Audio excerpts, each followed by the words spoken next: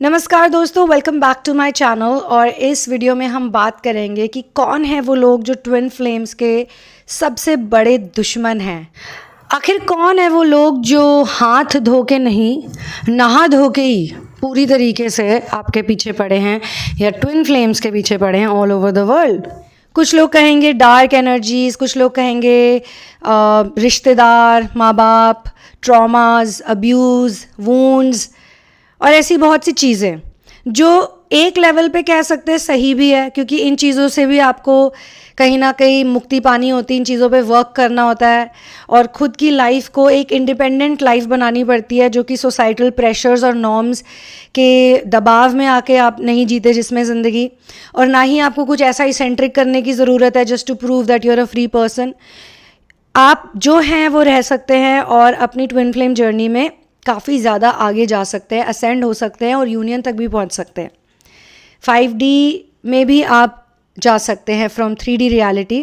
फ़िलहाल जितने भी स्पिरिचुअल लोग हैं वो 4D में ही हैं, तो 4D से 5D तक जाना भी एक बहुत मुश्किल चीज़ होती है।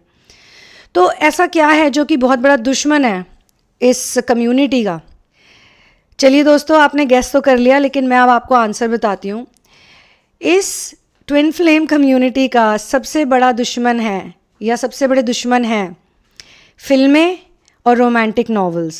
जी हाँ दोस्तों, फिल्मों में सारा कंटेंट आ गया, रोमांटिक कंटेंट जितना भी होता है, क्योंकि फिल्मों में ना ऐसी सी बातें बोली जाती हैं, तू जहाँ जहाँ रहेगा मेरा साया साथ होगा। मतलब इतना प्रेशर डाल दिया है अपने पार्टनर पे कि अब उसको आपका साया बन के पूरी ज़िंदगी काटनी पड़ेगी या आपको उसका साया बन के पूरी ज़िंदगी काटनी पड़ेगी। कोई इंडिविजुअलिटी, कोई यूनिकनेस नाम की चीज़ तो है ही नहीं। कुछ सॉन्ग्स को सुन के तो मुझे इतनी हंसी आती है, क्योंकि उनमें तो अपने लवर को, यानी कि आपके जो पार्टनर है, उसको भगवान से भी ऊपर की जगह दी जाती है, रब से भी ज़्यादा तू ज़रूरी है, रब से भी ज़्यादा तू बड़ा है। ऐसे ऐसे सॉन्ग्स होते हैं। आपको भी कोई ऐसा गाना इस वक्त याद आ रहा हो जो बहुत ही एक्सट्रीम हो और बिल्कुल भी रियलिस्टिक ना हो, तो आप उस गाने को ज़रूर नीचे कमेंट पे लिखिएगा, उस गाने के बोल लिखिएगा, ताकि ये थोड़ा और फन हो जाए। एक गाना आया था जिसमें कि एक लड़की को देखा तो ऐसा लगा, जिसमें एक लड़की को इतने एडजेक्टिव्स दिए गए थे और ऐसे ऐसे एडजेक्टिव्स दिए थे, जैसे खिलता गुलाब, जैसे शायर का ख्वाब, जैसे वन में हिरन, जैसे चांदनी रात, जैसे नरमी की बात, जैसे मंदिर में हो एक जलता दिया। मंदिर के जलते दिए से भी कंपैरिजन किया है। तो किसी को प्यार करना और किसी को चाहना कोई बुरी बात नहीं है दोस्तों, लेकिन किसी भी चीज़ को एक्सट्रीम में नहीं ले जाना चाहिए, क्योंकि वो पागलपन कहलाता है। तो ये इसमें लिख रहा है बंदा, या कह रहा है या गा रहा है, एक लड़की को देखा तो ऐसा लगा, जैसे सुबह का रूप, जैसे सर्दी की धूप, जैसे वीणा की तान, जैसे रंगों की जान, जैसे बलखाए बाल, जैसे लहरों का खेल, जैसे खुशबू लिए आए ठंडी हवा। तो कितना प्रेशर आ गया देखिए लड़की पे भी, कि इतनी सारी क्वालिटीज़ उसमें होनी चाहिए, तब जाके उसको कोई इस तरीके से प्यार करेगा। और ये प्यार नहीं है, ये पागलपन है, इन सिंपल वर्ड्स। सो मैं यही कहूँगी कि सिर्फ शायद ट्विन फ्लेम्स का ही नहीं, मुझे तो लगता है पूरी दुनिया का सबसे बड़ा दुश्मन है ये फिल्में और ये नॉवेल्स, जो कि बिल्कुल ही अनरियलिस्टिक बातें लोगों को सिखाते हैं, उनके भेजे में डाल के उनको प्रोग्राम कर देते हैं, उनको हिप्नोटाइज कर देते हैं, और इंसान अपनी पूरी ज़िंदगी एक परफेक्ट पार्टनर की तलाश में और एक परफेक्ट प्यार की तलाश में भटकता रहता है दर दर। और कितने लोग ऐसे होते हैं जिनको ऑब्वियसली शादी करके भी प्यार नहीं मिलता। तो कुछ लोग तो ट्विन फ्लेम कम्युनिटी में ऐसे हैं जो कि सिंगल हैं और कुछ लोग मैरिड हैं। तो मैरिड वालों से सिंगल वालों को मुझे लगता है रूबरू होना चाहिए, बहुत ज़्यादा नहीं भी तो 4-5 बार तो हो ही जाना चाहिए, तो उनको उनकी भी लाइफ की रियलिटी पता चल जाएगी। कुछ ऐसे लोग होते हैं जिनको एक बार नहीं, 2 बार नहीं, 3 बार शादियां करके भी उनको प्यार नहीं मिलता, उनको वही मिलता है धोखा, बिट्रेयल, रुसवाई, आंसू, ब्ला ब्ला ब्ला। तो ये धोखा, बिट्रेयल, रुसवाई, आंसू, डिसलॉयल्टी, ये जितनी भी चीज़ें हैं ये कहीं बाहर से नहीं आती है, हमारे अंदर से ही आती हैं। तो अगर हमको इन चीज़ों को हटाना है तो सबसे पहले तो हमको अपनी रियलिटी में जीना होगा, और जो है हमारी लाइफ में पहले उसको एक्सेप्ट करना पड़ेगा एज इट इज़। और जो भी होता है आगे जाके उसको भी आपको एकदम ओपन हार्ट के साथ, विद ओपन हैंड्स, इस तरीके से आपको भगवान ने जैसे कोई प्रसाद दिया है उस तरीके से आपको चीज़ों को एक्सेप्ट करके उसी में आपको इनर वर्क करना है। अगर ऐसा नहीं होता तो फिर मीरा भी डिवोर्स ले लेती है अपने हस्बैंड से, जो कि उनको बिल्कुल भी सपोर्ट नहीं करते थे। ठीक है, तो ऐसे ना जाने कितनी स्टोरीज़ हैं और कितने केसेस हैं और कितने मास्टर्स हैं। और we can go on and on in this discussion, even real life couple से भी अगर आप मिलो तो कोई आपको ये नहीं कहेगा कि इट्स वेरी ईजी। हर इंसान यही बोलेगा कि it's not easy to make a relationship beautiful, क्योंकि किसी भी रिलेशनशिप को ब्यूटिफुल करने के लिए सबसे बड़ी ज़रूरत है एक्सेप्टेंस की, जो अगर आपके खुद के अंदर नहीं है, यानी आप खुद को जैसे आप हो वैसे एक्सेप्ट नहीं करते और आप सोचते हो कि काश मैं भी खिलता गुलाब जैसी होती, शायर का ख्वाब, उजली किरण, वन में हिरन, चांदनी रात, नरमी की बात, मंदिर में एक जलते दिए जैसी होती, सुबह का रूप, ये हो सकता है लड़कियां फिर भी खुद के लिए सोचे। और दोस्तों मेरे बाकी वीडियोस की तरह मैं इसमें भी कहना चाहूँगी कि this is not gender specific, क्योंकि ऐसी बहुत सी स्टोरीज़ हैं और ऐसे बहुत से गाने और ऐसी बहुत सी फिल्में हैं जिसमें इसका उल्टा होता है। जैसे यहाँ पे लड़की की इतनी तारीफ़ की जा रही है, कईयों में तो लड़कों की तारीफ़ की जाती है। आपने सुने ही होंगे, तू शायर है मैं तेरी शायरी, तू आशिक है मैं तेरी आशिकी, या एक सॉन्ग है सात समुंदर पार मैं तेरे पीछे पीछे आ गई, छोड़ के सारी दुनिया तेरे पीछे पीछे आ गई, ऐसे ही कुछ लिरिक्स होंगे। और ऐसा नहीं कि हमने इन गानों पे डांस नहीं किया पार्टीज़ में, या हमने इन गानों पे एंजॉय नहीं किया है, लेकिन कुछ लोग इन बातों को बहुत ज़्यादा सीरियसली ले लेते हैं। उनको लगता है कि वाकई में यही प्यार की परिभाषा है। ये जितने भी गाने और जितना भी मूवीज़ हैं, जितनी भी म्यूज़िक है, इनमें कहीं पे भी आप देखिए कि एक मन के बारे में, एक क्वालिटी के बारे में कभी डिस्कस नहीं किया जाता कि यार उस लड़की का नेचर कितना अच्छा है, उसकी हैबिट्स कितनी अच्छी है, वो कैसे बिहेव करती है, उसका क्या है, उसका लाइफ में कोई मिशन है नहीं है, ये सब नहीं है। तो एक हाई वैल्यू वुमेन के पीछे लोग नहीं पड़ते, या हाई वैल्यू मैन के पीछे नहीं पड़ते, सिर्फ थोबड़े के पीछे पड़ते हैं, सिर्फ शक्ल के पीछे पड़ते हैं। जो भी मतलब हमें सिखाया गया है कि एक हैंडसम और एक ब्यूटीफुल वाइफ, और हॉलीवुड मूवीज़ में तो ये हद से ज़्यादा देखा गया है, उसमें तो बिल्कुल भी नहीं दिखाते कि किसी की क्वालिटी पे भी आपको कुछ ध्यान देना चाहिए या गौर फरमाना चाहिए। ऐसी ना जाने कितनी वेब सीरीज़ हैं जिसमें तो आप ये देखेंगे कि वो तो खून तक कर रहे हैं एक दूसरे के पीछे, you know, and it's okay because it's love. Hollywood के एक एक्टर के बारे में मैं यहाँ पे बताना चाहूँगी जिनका नाम है Zac Efron. He is very famous and he played एक ऐसी ही कोई मूवी थी, कॉमेडी मूवी थी, जिसमें उन्होंने एक बहुत ही गुड लुकिंग हैंडसम नेबर का रोल किया था, जिसकी एकदम perfect body, chiselled jaw line और न जाने क्या क्या। और ज़ैक एफ्रॉन ने अपने एक इंटरव्यू में और काफ़ी पब्लिकली इस चीज़ को बोला कि ऐसा कुछ भी नहीं होता रियल लाइफ में, और मैं वापस कभी भी ज़िंदगी में इस तरह की बॉडी नहीं बनाऊंगा, क्योंकि इस तरह की बॉडी को मैं खुद भी मेंटेन नहीं कर सकता। इस तरह की बॉडी को हॉलीवुड के जितने भी सेलिब्रिटीज़ या इवन बॉलीवुड में भी ये बीमारी फैल चुकी है, जो लोग लाइपोसक्शन करवाते हैं, प्लास्टिक सर्जरीज़ करवाते हैं, घंटों घंटों तक जिम में बैठे रहते हैं, उस तरीके का खाना खाते हैं। तो इतनी ज़्यादा मेहनत करके, इतने लाखों रुपए खर्च करने के बाद, केवल इसी काम पे पूरा दिन ध्यान देने के बाद ऐसी शक्ल या पर्सनालिटी होती है। अपने प्रोफेशनल एक्सपीरियंस से भी मैं आपको बताना चाहती हूँ, being a media person I have worked with many celebrities, और जब मैंने उन हीरोज़ को या एक्टर्स को रियल लाइफ में देखा या उनके साथ जब बातचीत करी, काम किया, तो पता चला कि उन पे इतना ज़्यादा मेकअप किया जाता है, इवन जो उनके एब्स भी होते हैं उसमें भी कलरिंग की जाती है, फ़ोटोशॉप किया जाता है, बहुत ही बेहतरीन डिज़ाइनर्स को बुलाया जाता है, उनको कपड़े पहनाए जाते हैं, उनके पर्सनल ट्रेनर्स होते हैं। 400 से 500 लोग जब काम करते हैं एक फ़िल्म पे, और न जाने कितने रीटेक्स लिए जाते हैं, जो डांस स्टेप्स देख के हम लोग एकदम हैरान हो जाते हैं, उनको कॉपी करते हैं, या फिर जो स्टोरीज़ हम देखते हैं, जो उनके कपड़े होते हैं, जो कैरेक्टरिस्टिक ट्रेट्स उनके दिखाए जाते हैं, चाहे वो सही हो या गलत हो, हम कितना ज़्यादा इम्प्रेस हो जाते हैं। लेकिन कोई ये नहीं जानता कि उस एक सीन को भी करने के लिए कम से कम 100-50 टेक लिए जाते हैं। बहुत ही थका देने वाला ये काम होता है, और इसमें कितना ज़्यादा सक्सेस और फेलियर की स्टोरीज़ भी आती हैं। कुछ सालों तक तो हर इंसान जो फेमस होता है छाया रहता है, लेकिन हर किसी का एक एक्सपायरी डेट है, हर किसी को बुढ़ापे ने भी पकड़ना है।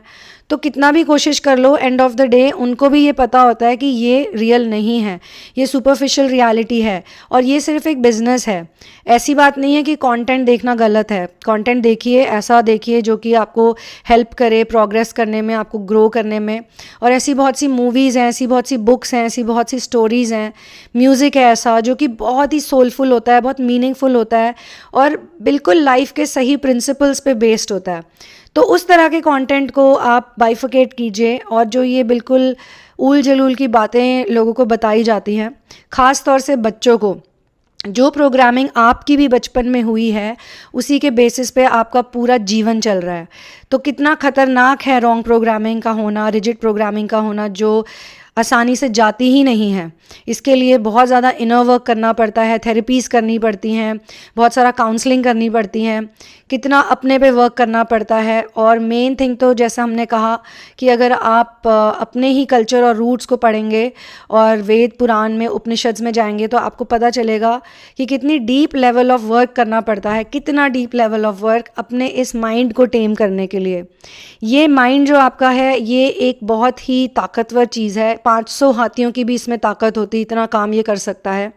लेकिन ये माइंड ट्रेन नहीं होता तो यही एक मंकी माइंड कहलाता है, जो कि एक डाल से दूसरी डाल पे हमेशा कूदता रहता है बंदर। बिल्कुल वैसा ही इंसान के मन को डिस्क्राइब किया गया है। कभी आप एक वशिष्ठ ज्ञान पढ़ेंगे, उसमें श्री राम अपने गुरु वशिष्ठ से क्वेश्चन पूछते हैं कि इंसान का मन कैसा होता है, अनटेम्ड माइंड कैसा होता है। तो जो उन्होंने उसमें व्याख्या करी है वो बहुत हिलेरियस भी है लेकिन बहुत सच्चाई है उसमें। तो अगर हम अपनी इन चीज़ों को पढ़ेंगे तो मैं ये नहीं कहती कि म्यूज़िक मत बनाइए, अपनी नेचुरल पर्सनालिटी मत बाहर लाइए। ये ज़रूरी नहीं है कि आपको भी अगर कुछ पाना है तो आपको सब कुछ छोड़ छाड़ के जंगल में सन्यासी की तरह जीवन बिताना ही पड़ेगा, ऐसा कुछ भी ज़रूरी नहीं है। आप जो कर रहे हैं वो करते रहिए और इसी में बस ध्यान दीजिए सच्चाई की तरफ रहने का। तो दोस्तों, सच्चे प्यार में और झूठे प्यार में फ़र्क करना सीखे। सच्चा प्यार आपका बॉडी पे बेस नहीं होता, सिर्फ आपकी शक्ल पे बेस नहीं होता, सिर्फ आपकी क्वालिटीज़ पे भी बेस्ड होता है। इसका मतलब ये नहीं कि आप किसी ऐसे पार्टनर के साथ नहीं रह सकते जिसके प्रति आप अट्रैक्टेड हैं, ऐसा बिल्कुल भी नहीं है। क्योंकि अट्रैक्शन, जितना आप अपने माइंड में डीप जाएंगे, जितना अपने माइंड को प्योरीफाई करेंगे, जितने आप ऑथेंटिक और रियल बनते जाएंगे तो आपको भी वैसे ही लोग मिलेंगे, वैसे ही आपकी संगति होगी, वैसे ही लोगों के साथ आपका उठना बैठना होगा। जो ऐसे लोग नहीं होंगे, सुपरफिशियल होंगे, फेक होंगे, उनके साथ आप ज़्यादा दिन टिक नहीं पाएंगे। आपको खुद ही कुछ ना कुछ फील हो जाएगा कि यार मैं यहाँ पे खुश नहीं हूँ। तो मोस्टली दुनिया में यही देखा जाता है कि खुश ना होने के बाद भी स्टीरियोटिपिकल ज़िंदगी जीते हैं लोग, फिट इन होने की कोशिश करते हैं ताकि उनको सोसाइटी से अलग ना कर दिया जाए, ताकि उन्हें बॉयकॉट ना कर दिया जाए, या हे भगवान अगर मैं अकेला हो गया या अकेली हो गई तो मेरा क्या होगा। या बच्चे भी अगर लोग पैदा करते हैं तो उनके मन में ये होता है कि ये मेरे बुढ़ापे का सहारा बने।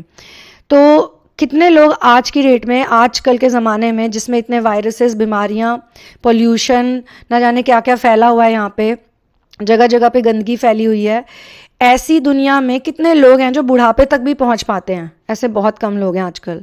तो अकाल मृत्यु से बहुत लोग मर रहे हैं दोस्तों, इसीलिए क्योंकि माइंड की जो कंडीशन है वो अच्छी नहीं है। शायद भूखमरी इस वक्त हमारे विश्व की परेशानी नहीं है, हमारे विश्व की परेशानी है मेंटल हेल्थ, जो कि ये सब कूड़ा कचरा देख के हिप्नोटाइज हो जाता है और फिर वही ज़िंदगी ढूंढने की और जीने की कोशिश करता है। तो यही है सबसे बड़ी दुश्मन या सबसे बड़ा दुश्मन। इस पे आप गौर फरमाइए। तो ये सारी जो चीज़ें हैं ये हमारे दिमाग में गंद भर देती है, हमें प्रोग्राम कर देती है और हमारी ऐसी हालत हो जाती है कि फिर हमें हर जगह पे कोई ना कोई हमें ब्लॉक करता है जब तक कि हम होश में ना आ जाएं। क्योंकि ट्विन फ्लेम्स के लिए और स्टार सीड्स के लिए ये कहा जाता है, जितने भी लाइट वर्कर्स हैं, आप कोई भी लेबल उसे दे सकते हैं, लेकिन सबसे बड़ा लेबल तो ह्यूमन बीइंग का ही है। एक ह्यूमन बीइंग होना ही बहुत बड़ी बात है अगर ढंग से बन जाएं तो ये सारे लेबल्स हम अगर अपने आप को देते हैं तो हमारे कंधे पे और भी बड़ी रिस्पॉन्सिबिलिटी आ जाती है कि जैसे बताया जाता है, twin flames are here to spread true love, twin flames are here to be authentic, twin flames यहाँ पे अवेकनिंग की मदद करने आए हैं। जो प्लैनेट अर्थ इस वक्त असेंशन से गुजर रहा है, द्वापर में पहुँच गया है, तो उसको और पुश करना है, उसको आगे ले जाने के लिए आए हैं। तो जब इतना सब कुछ करने के लिए आए हैं तो फिर ये जो इतनी ज़्यादा छोटी लो फ्रीक्वेंसी वाइब्रेशन वाला जो प्यार बांटा जा रहा है, परोसा जा रहा है, तो मेरे ख्याल से उसको आपको बिल्कुल भी उसका सेवन नहीं करना चाहिए, उसको एक्सेप्ट नहीं करना चाहिए। आपको अपनी लाइफ को बिल्कुल ऐसे जीना चाहिए कि यार मुझे मिली है प्रेशियस ज़िंदगी, वैसे भी ये उधार की ज़िंदगी है। इस धरती पे सभी किराएदार हैं दोस्तों, एवरीबडी इज़ अ किराएदार, क्योंकि ये शरीर ही आपका परमानेंट नहीं है। ये शरीर ही आपको बहुत थोड़े से दिनों के लिए मिला है। अगर अच्छे काम करोगे तो शायद अगली लाइफ में कुछ और अच्छा मिल सकता है, वरना फिर आप भी एक जानवर की तरह पैदा होगे या फिर किसी ऐसी योनि में जाओगे जहाँ पे नर्क की यातनाएं होती हैं। क्योंकि धरती पे भी ऐसे बहुत से जानवर हैं जो कि हैं तो एनिमल, लेकिन उनकी लाइफस्टाइल किसी इंसान से कम नहीं होती है। उनको इतना प्यार और पैम्परिंग मिलती है, अगेन क्योंकि उन्होंने पिछले जन्म में कुछ किया होता है और किसी छोटी मोटी भूल की वजह से उनको वो योनि मिल जाती है जिससे वो सुधार सकते हैं। क्योंकि एनिमल्स फिर भी नेचर के अंडर चलते हैं, बट इंसान नहीं चलते बिल्कुल भी नेचर के हिसाब से। तो ये सारी बातें आप याद रखिएगा दोस्तों, दिमाग में याद रखिएगा कि जो दुश्मन आपको सामने दिखाई दे रहा है वो आपका दुश्मन नहीं है। दुश्मन तो आपके अंदर ही है, आपकी प्रोग्रामिंग में है, जिसको हम ये कहते हैं कि एक हिप्नोसिस आपको दिया हुआ है बचपन से लेके आज तक का। उस हिप्नोसिस से आपको निकलना है। अगर हिप्नोटाइज होना ही है तो फिर वन लव में हिप्नोटाइज होना चाहिए, not in anything else. So thank you so much for watching. मिलते हैं अगले किसी वीडियो में, और अगर आपके पास कोई इंटरेस्टिंग सवाल है, कोई बात है, तो प्लीज़ कमेंट कीजिए ताकि मैं उसका जवाब दे सकूं। और आपकी क्या सोच है इस वीडियो को लेके, इस कंटेंट को लेके, उसके बारे में भी बताइए। और इस तरह के मैसेजेस को आप भी अपनी लाइफ में उतारिए और दूसरों तक फैलाइए, और बिना डरे, जस्ट डोंट बी स्कैर्ड। कुछ नहीं होने वाला। वैसे इस दुनिया में सब दुखी हैं, लेकिन फ़र्क ये है कि जो दुखी हैं वो उस दुख को फेस ही नहीं कर पाते हैं कि मेरे साथ ऐसा क्यों हो रहा है, वो क्या है ऐसी चीज़, कौन है मेरा दुश्मन जो मेरी ज़िंदगी में ये सब फैला रहा है। तो उस दुश्मन को ढूंढिए, उसे थोड़ा उसका इलाज विलाज कीजिए और उसको बोलिए कि गुड बाय, यहाँ से जाओ, तुम्हारा टाइम पूरा हो गया। I'm always high and I don't even try. I'm always high and I don't even try. I'm always high and I don't even try. I'm always high and I don't even try. I'm always high and I don't even try. I'm not perfect, but I'm truly me.